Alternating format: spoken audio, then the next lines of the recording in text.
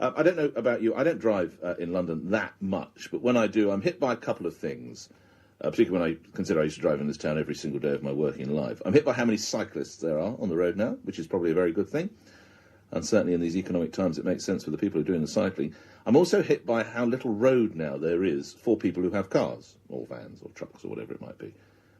Because what with the bus lanes, and the cycle lanes, and the yellow boxes, and everything else, some instances where we used to drive along and you had two nice healthy roads, healthy carriageways. I'm thinking of the Old Kent Road, for instance, the road that I used to come up on every day.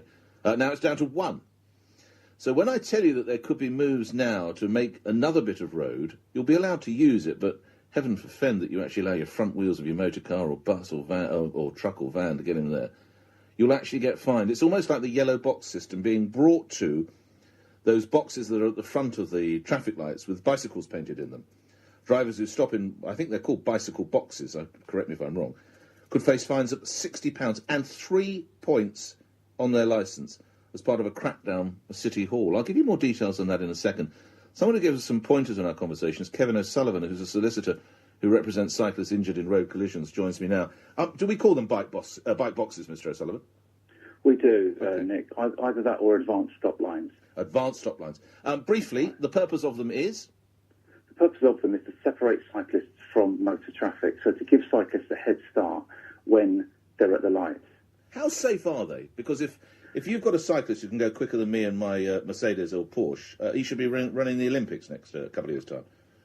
Yeah, I think the key thing about them is that, I represent very seriously injured cyclists who get very badly hurt on London's roads. The key thing about these bike boxes is that they give cyclists the opportunity to get ahead of the traffic and to be visible by all the motor traffic that will inevitably sit behind them. And that's the importance. Well, only until you start to make progress, of course, because most times normally a car is going to overtake a cyclist. That's right, but these boxes are always at lights, you see. So yes. The idea is that everyone's stopping at the red lights and the cyclists are in front and all the motorists can see the cyclists in front of them. Because the thing to bear in mind here is that the overwhelming majority of accidents happen at junctions. And this is one area where cyclists can be made a lot safer. But obviously you're far more versed in this than I am. I thought most of these were left-handers, typically a truck or a bus making... That's correct, Nick. Right. But left-handed at a junction. So what too often happens is that the motor traffic is in the bike boxes. The bicycles can't get there.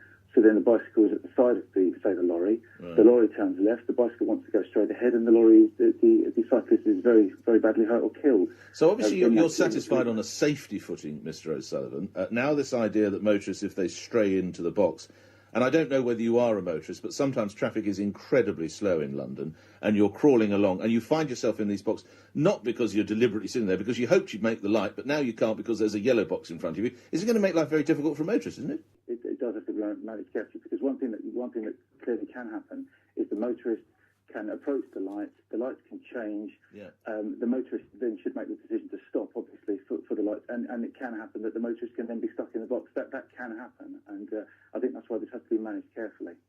Grateful for your input. Okay, thank you. A solicitor representing cyclists injured in road collisions. 20 to 9.